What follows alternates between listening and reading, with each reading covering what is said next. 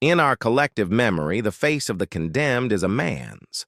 When we think of the ultimate crime, the names that echo are Ted Bundy, John Wayne Gacy, the Night Stalker. For decades, the public face of death row, the one we saw on the nightly news, was exclusively male. The women who broke through that dark glass ceiling were few, their cases almost mythical. We remember Carla Faye Tucker, whose 1998 execution sparked a global debate over redemption. We remember Aileen Wuornos, the highway predator who became a household name. But these high-profile cases are the exceptions. Behind these famous names lies a reality that's far more disturbing, far more complex. The women you've never heard of, the mothers, wives, and neighbors whose crimes were so calculated, so brutal, that they too were sentenced to die. Right now, over 50 women sit on America's death row. These are their stories. Case 1. Antoinette Frank, New Orleans, 1995. On March 4th, in the early hours of the morning, police were called to the Kim An restaurant. 3 people had been executed. Among the dead, 21-year-old Ha Vu, her 17-year-old brother Kwong, and off-duty police officer Ronald Williams, working restaurant security. A single witness survived, Chow Vu, hidden in the walk-in cooler. When investigators asked who did this, her answer shattered everything they thought they knew about the case. The killer was the restaurant's other security guard, 23-year-old Antoinette Frank, an active-duty New Orleans police officer. And Ronald Williams? He wasn't just her co-worker. He was her partner on the force. Frank had used her badge to gain access to the restaurant. She and her accomplice, Rogers Lacaze, executed her own partner and 2 teenagers for cash hidden in the kitchen's microwave. But Frank's plan had one more layer. After dropping off Lacaze, she drove to her police district, then returned to the scene, this time in her patrol car, in uniform, pretending to respond to the call.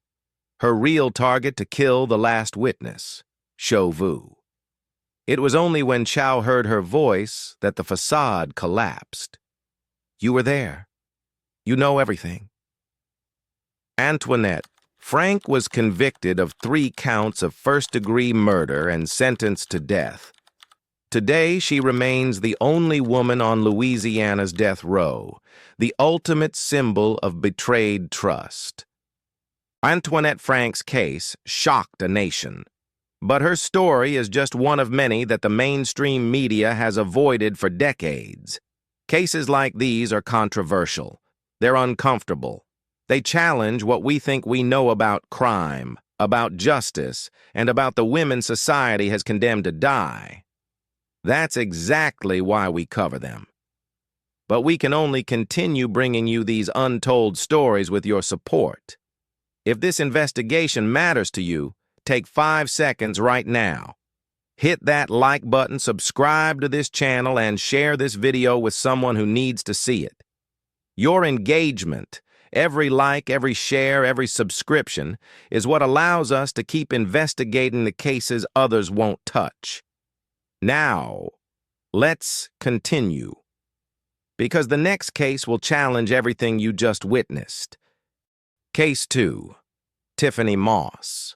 From the calculated betrayal of a corrupt cop, we turn to one of the most disturbing trials in Georgia history, not because of what was said, but because of what wasn't. In 2015, Tiffany Moss stood trial for the murder of her 10-year-old stepdaughter, Imani. The evidence against her was overwhelming. Her ex-husband had already pleaded guilty and agreed to testify. But Tiffany Moss made a decision that stunned everyone in the courtroom. She chose to represent herself. And then, she said nothing. No opening statement, no witnesses called, no cross-examination of her ex-husband, not a single question asked.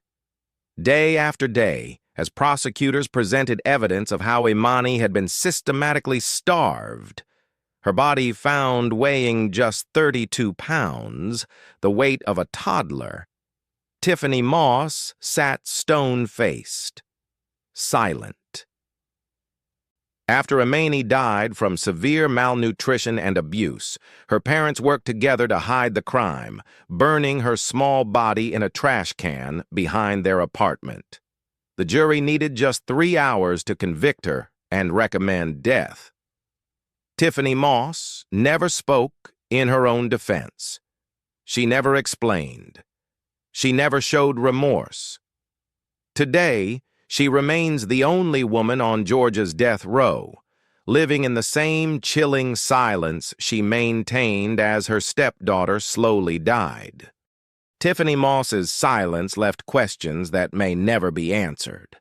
But some death row inmates leave behind a very different kind of evidence, a pattern that reveals not a single act of violence, but a calculated campaign of predation. Case 3. Kimberly McCarthy. On June 26, 2013, Texas reached a grim milestone.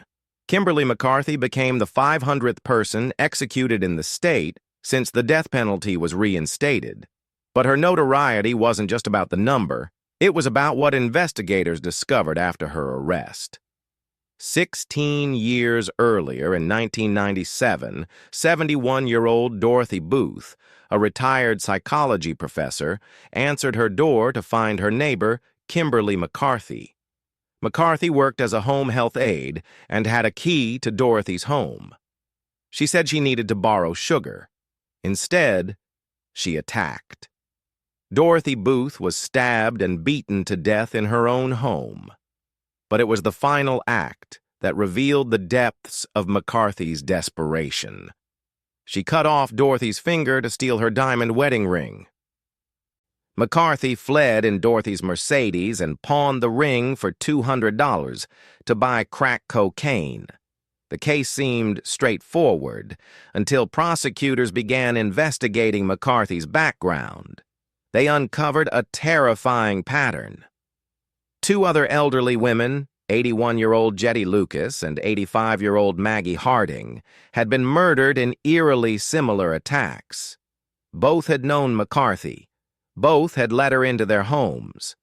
Prosecutors argued that McCarthy had been hunting vulnerable elderly women for years, using her position as a caregiver to gain trust, then rob and kill them to feed her addiction. The jury convicted her of Dorothy Booth's murder and sentenced her to death. On that June evening in 2013, as Kimberly McCarthy was executed, she became a symbol of Texas's complicated relationship with capital punishment, the 500th person to die in its execution chamber.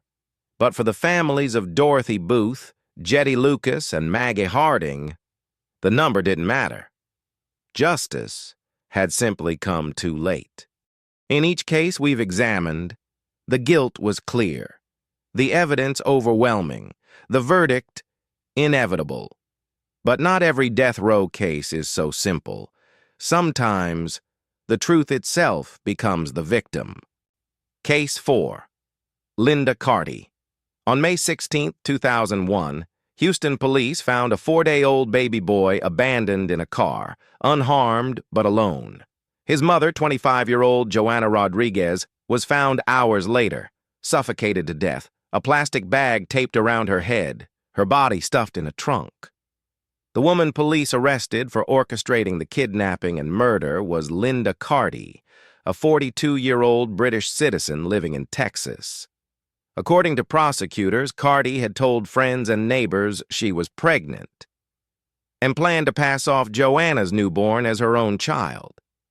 It appeared to be a clear-cut case of a desperate woman who murdered a new mother to steal her baby.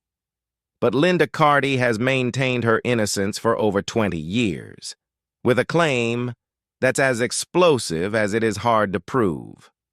The 3 men who physically carried out the kidnapping all testified against Carty in exchange for reduced sentences. But Carty claims they framed her. Why? She alleges she had been working as a confidential informant for the DEA. And these men were drug dealers seeking revenge. Was Linda Carty a manipulator who murdered an innocent mother? Or was she a target set up by criminals who used her own lies about a fake pregnancy against her? The jury didn't believe her story. In 2002, she was sentenced to death. Since then, the British government has actively campaigned for clemency, citing concerns about her trial. Multiple appeals have been filed and rejected. Today, more than 2 decades later, Linda Carty remains on Texas's death row, one of the most controversial executions waiting to happen. The question that haunts this case: did Texas convict a murderer or a scapegoat? We're halfway through this investigation, and already the pattern is clear. These cases are far more complex than the headlines ever told us. The stories you're hearing right now, most channels won't cover them. Too controversial, too nuanced, too risky. But you're here because you want the truth, not the sanitized version, and that's why this channel exists. Here's how you can ensure we keep going. If you haven't already, hit the like button, subscribe, and turn on notifications, because part 2 is coming, and it's even more shocking than what you've seen so far. And here's the big one. Share this video. Send it to your true crime group. Post it in your community. Forward it to that one friend who thinks they've heard every death row story. Your support, your likes, your shares, your subscriptions is the lifeline of this channel. It's what allows us to spend weeks researching cases that others ignore because they're too uncomfortable, too complex, or too controversial. And speaking of controversial, the case we're about to examine next has divided experts for over 20 years. Was Linda Carty a cold-blooded killer, or the victim of a setup that goes deeper than anyone imagined? Let's find out. Case 5. Darlie Routier Rowlett, Texas, June 6, 1996. A 911 call shattered the pre-dawn silence of an affluent suburban neighborhood. A mother, screaming, hysterical. 2 young boys, stabbed. Blood everywhere. By the time paramedics arrived at the Routier home, 5-year-old Damon was already dead. His 6-year-old brother, Devin, died shortly after. Their mother, 26-year-old Darlie Routier, had also been stabbed. A slash wound across her throat, defensive wounds on her arms. She told police an intruder had broken in through the garage, attacked her children, then attacked her before fleeing into the night. But within days, investigators began to doubt her story.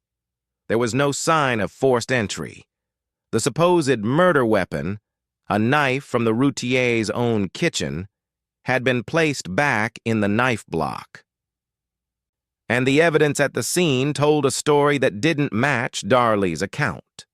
The prosecution's theory was chilling. Darlie Routier had murdered her own sons, then staged the scene and inflicted superficial wounds on herself to support the intruder story. The motive? Financial stress, a marriage in trouble, and according to prosecutors, a mother who couldn't handle the pressure. At trial, the evidence against her seemed overwhelming. Blood evidence suggested she had stood over her sons as they bled. A sock found down the alley, supposedly dropped by the fleeing intruder, had blood on it, but experts testified it had been planted there. And then came the evidence that may have sealed her fate. 8 days after her sons were buried, Darlie held a birthday party at their grave. Video showed her laughing, chewing gum, and spraying silly string on the headstone while celebrating what would have been Devin's 7th birthday. The prosecution played that video in court, arguing it showed a woman with no remorse, no grief, a woman who had killed her children and felt nothing. The defense argued the video was taken out of context, that it captured only 2 minutes of a much longer private memorial service, that Darlie was trying to celebrate her son's life, not mock his death. The jury didn't believe her. Darlie Routier was convicted of capital murder and sentenced to death. But here's where the case becomes something else entirely. For nearly 30 years, Darlie Routier has maintained her innocence, and unlike many death row inmates, her claims have gained significant traction.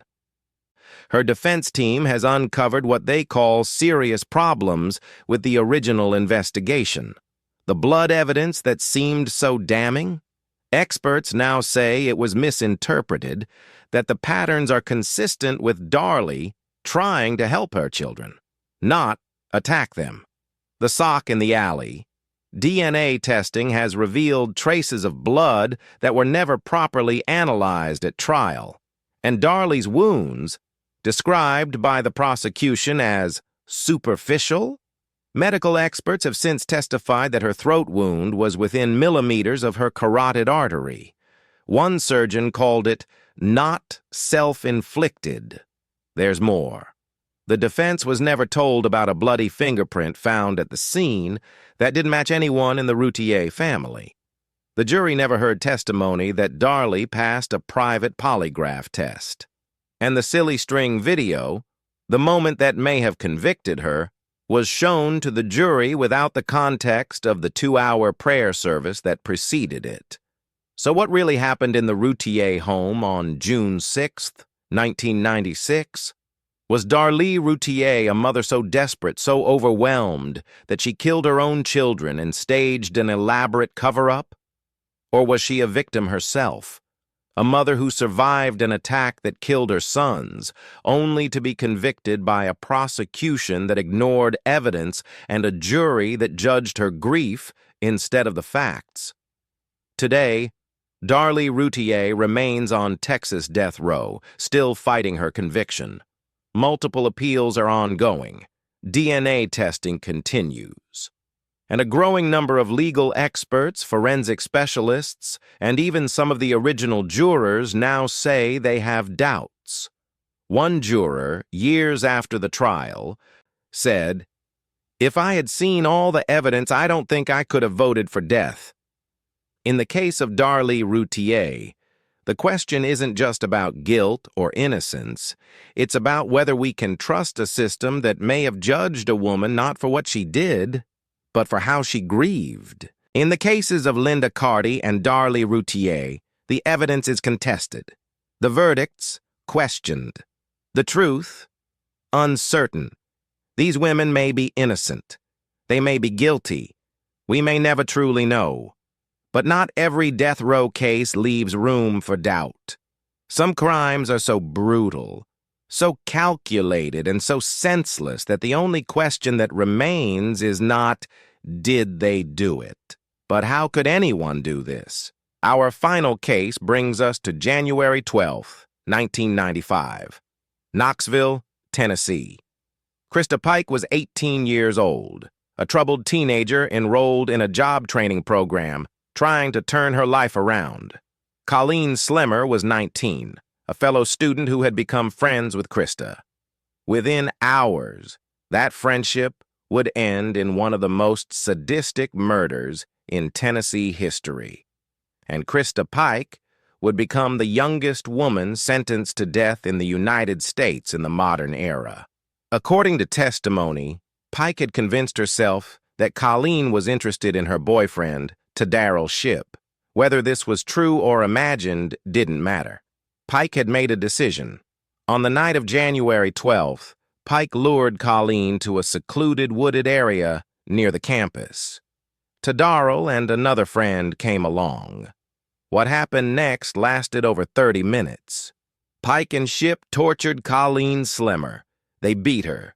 They carved a pentagram into her chest with a box cutter. They slammed her head against the ground repeatedly. According to Pike's own later statements, she believed she was involved in satanic worship. The attack had ritualistic elements, and when Colleen finally died, Pike wasn't finished. She used a box cutter to remove a piece of Colleen's skull and kept it as a trophy. Later that night, Pike showed the skull fragment to other students, bragging about what she had done. At trial, the defense argued that Pike had a horrific childhood, abandoned by her mother, abused, drawn into a toxic relationship with Ship, who they claimed was the true mastermind. But the prosecution presented a different portrait. A young woman who planned the murder, carried it out with enjoyment, and showed no remorse. The jury found her guilty of first-degree murder. Because of the torture, the premeditation, and the utter brutality, they recommended death. At 20 years old, Christa Pike became the youngest woman on death row in America. That was nearly 30 years ago. Today, Christa Pike remains on Tennessee's death row, still fighting her sentence through appeals. She is now 48 years old, having spent more of her life in prison than out of it. The question her case forces us to confront: can someone so young truly understand the finality of what they've done? Or is youth itself a form of diminished capacity? Tennessee has not executed a woman since 1837. If Christa Pike's appeals are exhausted, she will be the first in nearly 200 years. 6 women. 6 crimes that changed families forever. 6 sentences that society has deemed just. But as we've seen tonight, the line between justice and revenge, between guilt and doubt, between evil and illness, is not always clear. These are the stories that mainstream media ignores. The cases that are too controversial, too uncomfortable, too complicated to fit into a 60-second news segment. Every case you've watched tonight required weeks of research, court transcripts, medical records, interviews, appeals documents, hours of fact-checking to bring you the truth, not the sensationalized version. And here's the reality. We can only keep doing this with your support. If this investigation opened your eyes, if it made you think, if it challenged what you thought you knew about female criminals and the death penalty, then we need you to do 3 things right now. 1. Hit that like button. It takes 1 second, but it tells YouTube that in-depth investigations like this matter, that real journalism still has a place. 2. Subscribe to this channel and turn on notifications, because part 2 is coming, and the cases we're about to examine are even more controversial than what you've seen tonight. The California soccer mom who murdered her husband for insurance money and blamed her own children. The woman whose obsession sparked a multi-state killing spree. And the nurse suspected of killing over 24 patients, potentially one of America's deadliest female serial killers. And 3, the most important one. Share this video right now. Send it to your family. Post it in your true crime communities. Forward it to anyone who thinks they know everything about death row. Because here's what you need to understand. Your engagement is not just a metric. It's not just a number.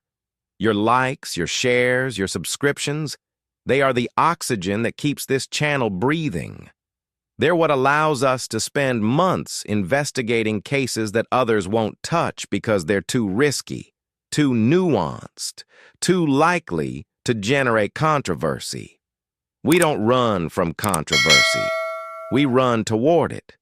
Because the truth is worth the backlash. But we can't do it without you.